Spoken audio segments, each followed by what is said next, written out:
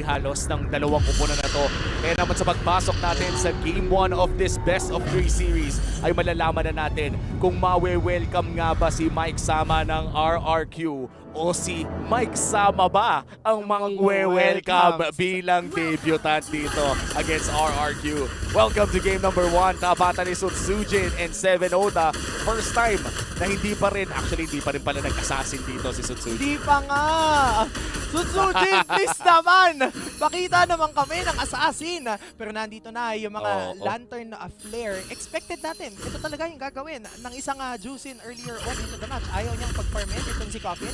Papatakbo pa nga with the Jit Kundo. Low na. Parehas na mid laners ng Twisted Minds. Oo, yun ang medyo mahirap when you're up against the Zushin.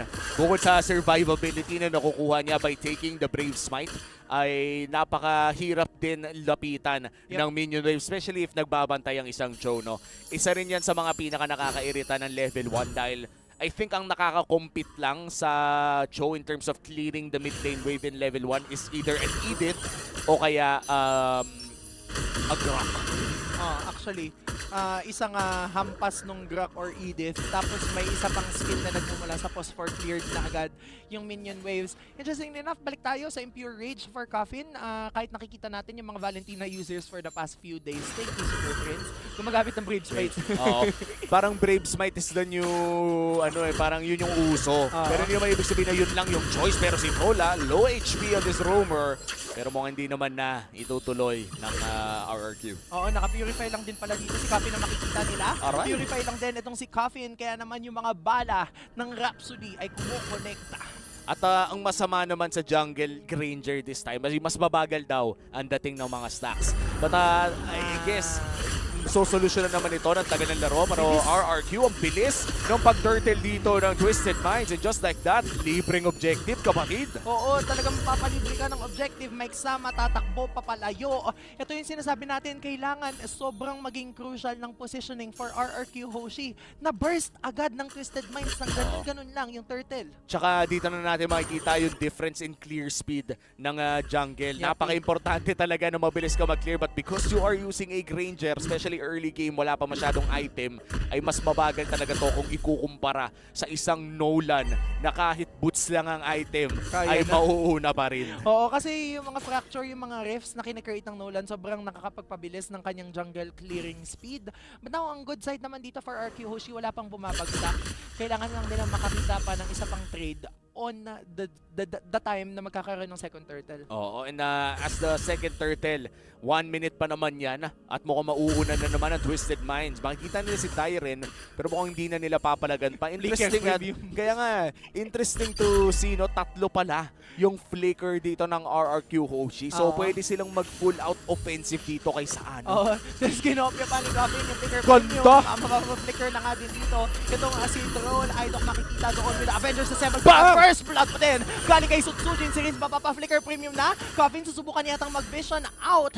Pero with that, isa lang ang babagsak in favor of RQ Hoshi. Muntikan pa doon si Idok pero ang bilis ng reaction time doon sa fracture. Balikan sa Zawan 4-7-0 na nandun sa may bandang likod. Skylar mapapa-flicker. At sapat na yun ang dalawang chrono dash lamang. Rins nag-aabang ng pwedeng jombagin pero hindi na niya itutuloy pa. Ayaw niya muna makipag-jombagan. Tama. Kasi low din naman. Itong si Skylar, walang Zaman Force at this point in time. And now, the second turtle is up. Mukhang makakaunang makapwesto ngayon ng RQ Hoshi. First item ni Sutsujin dito ay Sky Piercer. Ganon siya katapang. At si Idok naman ay magbibigay lamang ng balita na nakapag-orange na po. Kaya naman ang turtle ay sisimulan na ng RRQ. At mukhang mabibigay nito ng libre. Twisted Minds, ano kaya ang iti-trade nila dito? Mukhang si Idok ang gusto nilang trade pero mukhang hindi makukuha. So that would be in RQ Hoshi. Libreng objective, walang kapalit. Walang kapalit. Ganun na nga ang gagawin ngayon ng RRQ Hoshi. Sasairin ni Sutsujin yung kanyang jungle camp para makahabol in terms of level. Although in terms of level, equal lang din sila nitong si 7 Oda kasi tig-isang turtle, tig-isang mga nakuhang objectives kahit papaano. Oh, and so far for RRQ, mauuna nga talaga ang kanilang power spike dito with Starlium Sight already locked in para kay Skylar. Kay Sutsujin naman ay meron na ring Sky Piercer. kailangan mag-ingat ang Twisted Minds kasi ito na yung point kung saan kung makakuha pa ng 2 or 3 kills dito ang isang Sutsujin, that's gonna be 40-50 stacks on the Skypiercer. At hindi na masyado nagmamatter kung may damage ba ang Granger na to kasi pag tumama, most of the time ay sasabog ka na lang. Sabi natin, kailangan ng pang-clear, pang-sait ng buhay. Ano bang pansait ng buhay? Skypiercer na lang. Sa ano dito, tinatauhan ng dalawang membro ng side ng RRQ. Hoshi, mabubuhat pa nga siya doon. Habang nandito si Troll, Avengers Assemble, shortcut! Kukonekta dito sa gold laner ng side ng RRQ. Hoshi, babagsak na ang pares sa gold laner habang nandito pa rin sila. Kompleto, masisipa pa doon. Si Seven Oda, mababagsakin yata siya ni Sutsujin. Pero si Aidok naman ang pinupuruhan. Dairen magiging official ng pagpapagsak. Pero welcome to Mike Asama kasi ngayon ay babagsak na siya. Dairen and Sutsujin against 2 members of the side of Twisted Minds. Avatar of the Guardian ko-connect na pa nga kaya mapapapurify out. Hindi na yata itutuloy ngayon kasi yung aggression ng RRQ Hoshi in a way, tumabla lang. Tabla lang talaga kasi 3-4-3 yung naging trade. Si Sano ngayon ay naghahanap ng pwedeng mabatuhan pero hindi na niya itutuloy pa dahil masakit na rin si Sutsujin para 7 Oda makukuha ang orange buff. Ang turtle naman ang sunod na paglalabanan. That will be the last turtle of this game. At saktong-sakto, no, Troll already securing that Thunder Belt right before that last turtle fight. Mukhang makakastacks naman si Papi kahit konti. 2K na lang ang kalamangan ng RRQ Hoshi dito. Ang tanong ay magko-contest ba ang Twisted Minds? Hindi na yata magkakaroon ng contestations kasi in fairness naman kay Sutsujin, 2 level gaps siya. Ibig sabihin, sobrang bilis ng kanyang farming speed. Makikita nga ni 7 Oda dito si Skylar, 2 laban sa isa pero Avengers Assemble nandyan na. 5 laban sa 5 pero ginamit din ng RQ Hoshi yun! Si Skylar nag-hesitate para mabuhay pero nandito na din ang backup. Backup is here because Rins, the rest of the members of RQ Hoshi are nandito na rin. Hindi pa din lumalabas si Sutsujin pero may masisipa yata dito si Aidok. Nandito na to the rescue ang jungler nila. Nandyan na din yung damage output na nagmumula from the Rhapsody, from the ultimate coming from Sutsujin. Pero sabi ng Twisted Minds, gusto lang namin mag-back. Kaya magiging successful ang pagbaback na ginagawa nila. Sayang walang nabato si Sutsujin doon. Wala siya nakuhang stacks in that Skypiercer. At naging trade lamang ito para kay Skylar. And for RQ Hoshi, that's a losing trade. Dahil ang daming naganap doon at wala naman talaga sila masyadong nakuha. So Twisted Minds with that good rotation. Ulitin lang ulit nila yon. Bigyan lang niyang bigyan si Skylar. That will be the strategy here until makabuild ng item si Sano. Right on cue. Malefic gun. Let's go. Naka-flicker lang din kasi dito si Skylar. Ibig sabihin medyo mahirap sa kanya. Yung immobilize na meron dito ngayon, yung shortcut, yun yung isa sa mga naging adjustments kasi naging 70 seconds yung cooldown yung shortcut. Pero ngayon nagpapaulan ng kanyang ultimate dito si Sutsujin. Yung death zone ata ay talaga nagiging death na para sa kanilang mga kalaban. Ang dami na rin kasi tumatama, no? Bukod sa pagpupush niya na bakit ang sakit. Oo nga eh. Bakit? Ano bang item niyan? May armor penetration naman. Siguro may Malefic Roar. Baka. And guys, kung tatanungin nyo, bakit ko pa kailangan mag-Malefic Roar kung may Malefic Gun naman? Hindi naman kasi lahat maganda yung Malefic Gun. Yes, bilang din naman. Oo. At si Aidok mukhang mabibigyan. Half HP on this show. Si Rins ay magbibigay ng vision as the Lord spawns. This will be the first Lord of the game. At RRQ Hoshi pa rin naman ang nakakalamang. In terms of the late game advantage, ay medyo pantay naman ang dalawang teams na to. And nakikita natin ay hindi lang RRQ Hoshi ang nakakalamang in terms of gold, sila din ang nakakalamang in terms of level. Troll, maganda yung pwesto dito, wala siyang purify kasi flicker lang yan, kaya siya ang unang babagsak.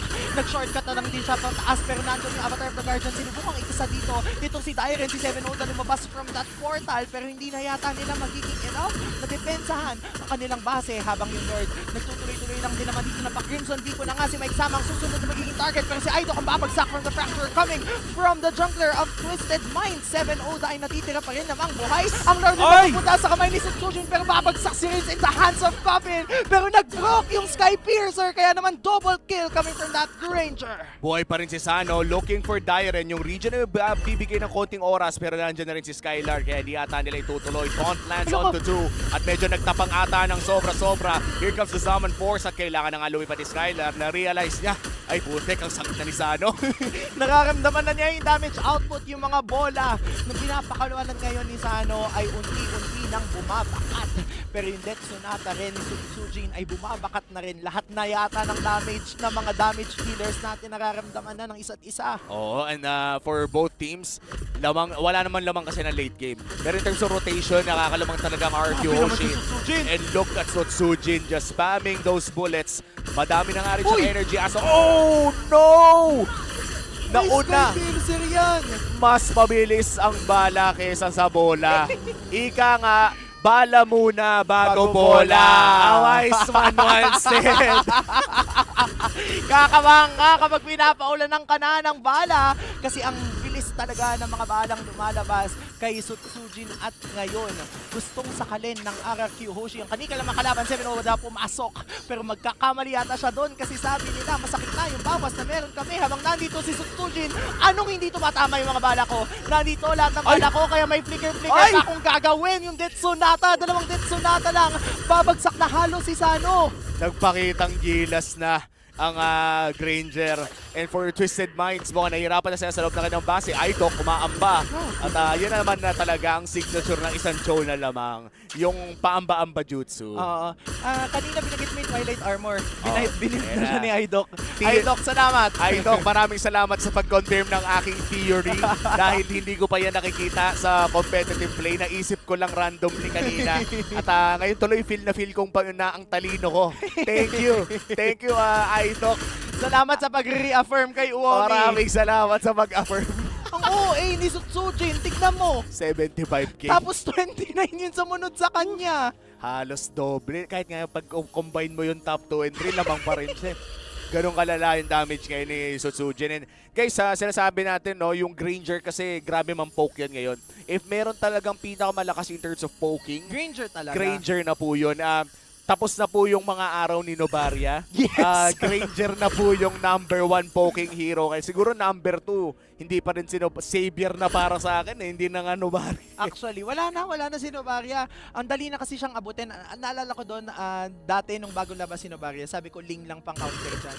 Hindi meta si Ling doon. Ay, ngayon, Nakikita yata. Si Sujin dito. Si Sujin! Kompleto sila! Mapapay-mobilize siya kaya hindi na siya mabubuhay. A shutdown against the jungler of RRQ Hoshi. What a play from Twisted Minds. Pero nandito lang din naman sila napakonceal play. Hindi yata nila itutuloy pa din kasi hahabulin nila si Troll. It's Skylar versus Troll. Nilatag na yung dance floor. Mukhang babagsak si Troll. 1-for-1 exchange pero jungler ang nawala sa RRQ. Okay lang siguro yon if you're Twisted Minds dahil wala naman jungler ang RRQ pero meron lamang silang 10 segundo para i-secure ang Lord na to kung sakali at mukhang lalaban na nga sila dahil rin dito. Hindi tatama yung Avatar of the Guardian doon sa may bandang likod. Masisipa pa si 7-0 dahil mukhang binibigyan na pero yung Glorious Pathway ay hindi sapat. Zaman Force para kay Skylar, makakatakas pa nga siya at marireset na yung Lord. Wala atang magagawa ang Twisted Minds. Hindi! Nag-crit na sa 1,000! Ano ba naman yan sa ano? Grabe naman! Pero nandito na si Sujin to the rescue. Bubuhatin niya nga dito si Coffin pero nag-flicker premium lang. Nag-retry na dito si Sujin pero babagsak pa din. Yung mga bola na pinapakawala ni Sano ay more than enough to tear down the Rins. At ngayon, nakuha man ng RRQ Hoshi yung Lord na pagbagsak ng Twisted Minds. Dalawang membro nila. Sadly for Twisted Minds ay magagamit pa rin ng RQ Hoshi yung Lord na yan. Mainly because aabot naman si Dairen. Hindi nandyan si Rins pero sapat na kasi itong 4 na to eh. Ito yung okay na, it's good to have na may Zushin pa nagpupush pero hindi siya essential sa pagpupush nila. We have 2 marksman at may laban na naman doon sa may bandang itaas. Si 709 nandun kay Idok at makakuha na nga agad ng aga ng conversion pero si Capin ay sumalo lamang ng napakaraming bola. Si Troll na ata ang isusunod nila. Si Troll na nga ang sinusunod ni Sujin kasi yung mga bola na kanyang pinakakawalan ay makakadouble kill na. Lahat ng lasit na kinakailangan niya ay tumatama kaya yung Lord habang nagmamark siya dito sa mid. Grabe ang buy time na ginawa ng Twisted Minds. Nakapag-buy time pa rin naman, no? At dahil dyan mukhang makakadepensa ang Twisted Minds and with that Blade of Despair na tumatawa ka pero napakasakit yan. Hindi natatawa yung Twisted Minds dahil papasabugin na rin si Sujin dito. 7-0 na doon sa may bandang likod, may iiwasan niya yung angat! At parang ganun lang, nagkaroon pa ng trade-off at buhay pa si 7-0 na. Buhay pa nga! Natawa ako kasi grabe na yung bawas. Si Sutsujin, ganun siya ka-confident na kahit anong item na bilhin niya ay magiging sapat na. Pero si Sano, sumasapat na rin. Parang sabi ni Sano, Sano, sinabi mo. Kasi ngayon, yung damage sa pinapakawalan ng mga bola niya, naramdam na ng RRQ. Oo, pero hindi mapatay ni Rin. Kulang pa Hindi pa. kulang pa si Rins dun eh. Alam mo naman, Rins lang yan. Yung gusto niyang gayahin is may super pa eh. Oo nga, Yan, super. may kulang pa ng Rins lang super. kasi. Dagdagan mo ng super F yung simula ng pangalan ni Rins, lalakas yan. Oo. Wala pa din sa item. Nag-brute force breastplate kasi na una. Okay, sige, understandable. Oh, sige lang, Rins. Understandable. Yan yung tinatawag nating build kay Zushin na parang frontliner na Yup, Zushin. yup, yup. Hindi yan yung Zushin na pumapatay, guys. Understandable. Okay lang. Sige. Sorry na. Sorry. Sorry na. Hindi nga na namin ikukumpara kay Super. Kay Super Friends. So, Ikaw na lang muna si Rins. si Rins lang. At para sa mga nagtataka no, bakit mukhang chop suey, kung bakit yung elegant gem hindi tinuloy, it's mostly because ang importante lang kasi ngayon dyan yung ano eh. Elegant gem mismo. Yung elegant gem, yung nagbabalik buhay. Ayan na, ang sakit na. Ayan na nga. Si Sano naman kasi.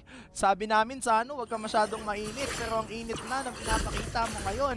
Wishing Lantern na pick up na din dito nitong si Rins. Tapos may Blood Wings na din si Skylar. Ang hirap nito, no? Parang dahil pushing yung tatlong lane ng Twisted Minds, may karapatan yung RRQ Hoshi na tumagal. Kasi Troll may vision kasi ang ganda ng Death Sonata ngayon pang check ng Actually. bush. Oo.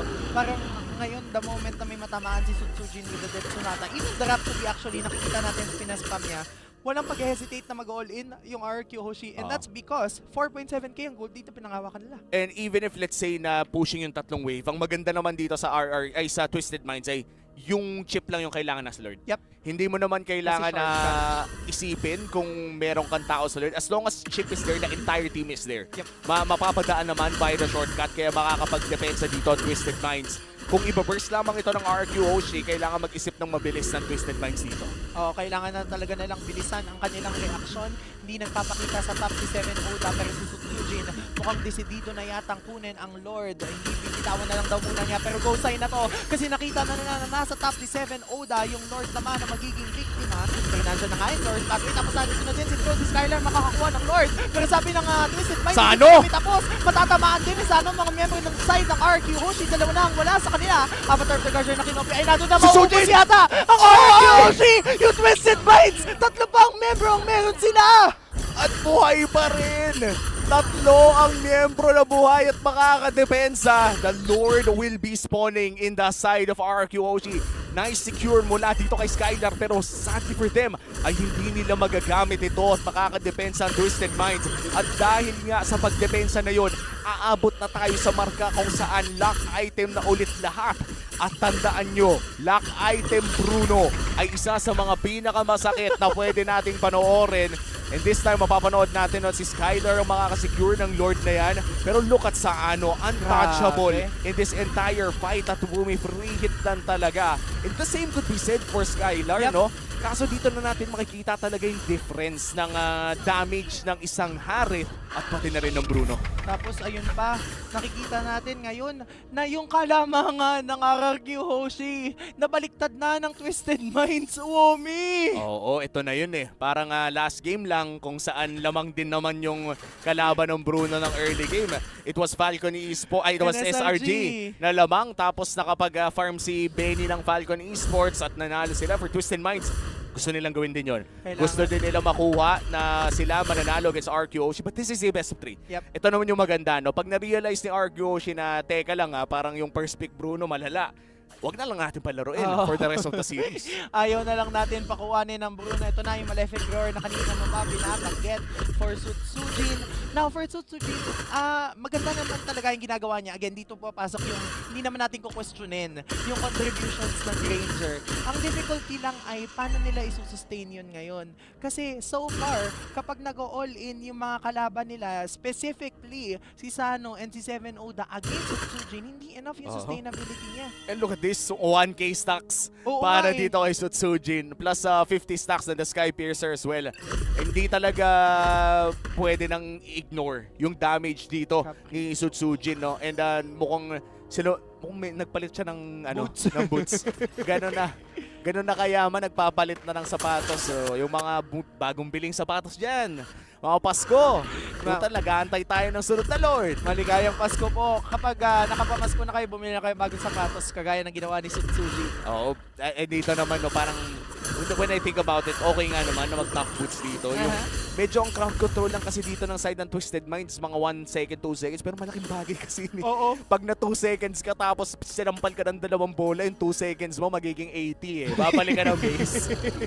Kasi pag ganun yung nangyari, kailangan lang naman ni Sutsuji again yung extra sustainability kasi nandito na tayo sa sinasabi nating oras na lahat sila may damage output na. Oo. Ibig sabihin, si Rin, si Skylar, kaya na nilang pumatay. Sutsujin, kailangan na lang niyang i-sustain yung kanyang mga kalaban. Kasi so far, ganda ang ginagawa talaga ng Twisted Minds. Oo, at mabilis sila, kaya nila i-burst to kung sakaling gusto nila. Hindi lang talaga nila ginagawa so far. May hinihintay yata silang mangyari o may hinihintay silang makita.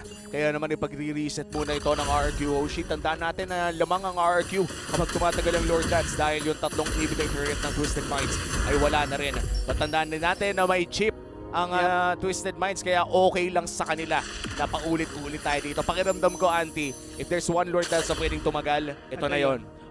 And for Twisted Mind specifically, aside from the fact na may chip sila, nakahabol na sila in terms of gold eh. So ibig sabihin yung item builds na meron sila ngayon ay sasapat na in case na RRQ Hoshi ang magsimula ng aggro dito sa Lord na to. Pero Twisted Minds na nga ang gumagawa noon because they are confident na meron silang chip in their lineup. Nagtatago pa rin naman dito ngayon. Kaya kinakabahan din kahit papano yung RRQ Hoshi. Plus napakagandang pag-poke. Hindi ko alam kung kanino nang galing yon. Literal si Sutsuji nangalahati yung buhay at kinailangan mag-back. Kay Coffin. At grabe pala yung ginagawa ni Coffin dito no, on this Valentina. And now, the choice is for Twisted Minds to go in for that Lord. Ito na nga, mag-go in na sila for that Lord. Yung shortcut nandito na rin kaya si Seven Oda yata makakakuha ng Lord. What a shortcut play! Pero sabi ng RRQ Hoshi, ang kaharian ng RRQ Hoshi, hindi kami papayag na wala kaming makukuhang trade. Pero sabi ng Twisted Minds, Uomi, disengage lang kami. Literal nilakaran sila palayo. And this is really bad for RRQ Hoshi. Pakiramdam ko, comeback to kung sakaling mapitasan sila ng kahit isa. Because not only is this an evolved Lord, lamang na rin ang 7K and Twisted Minds. And yes, ang kadalasan na sasabihin sa inyo, no, hindi na nagmamatter ng gold lead dito. Pero nagmamatter for this team fight dahil pwede mong pag-buyback o pagpapalit-palitin yung mga immortality mo. Pwede ka mag-fast item swap dito with the Winter's Crown at sometimes it makes or breaks games. And here comes the Bruno na napakabilis mag-push. Mayroon pa pong top lane wave sa taas at nanalify muna yung mga minion advantage na meron dito ang RQ Hoshi dahil may Lord Empowered minions ang Twisted Minds. Ang ganda din ang ginagawa ng Twisted Minds. Sa lahat ng mga nag-RG dyan, ganyan yung gagawin nyo. I-hold nyo yung Lord dun sa lane na meron siya. Iangat nyo muna yung mga lanes na lugi kayo para magsabay-sabay yung paglakad ng minion waves. Because in this way, yung lead na meron yung Twisted Minds, talagang mamamaximize nila kasi mababasag nila lahat ng existing turrets ng RRQ.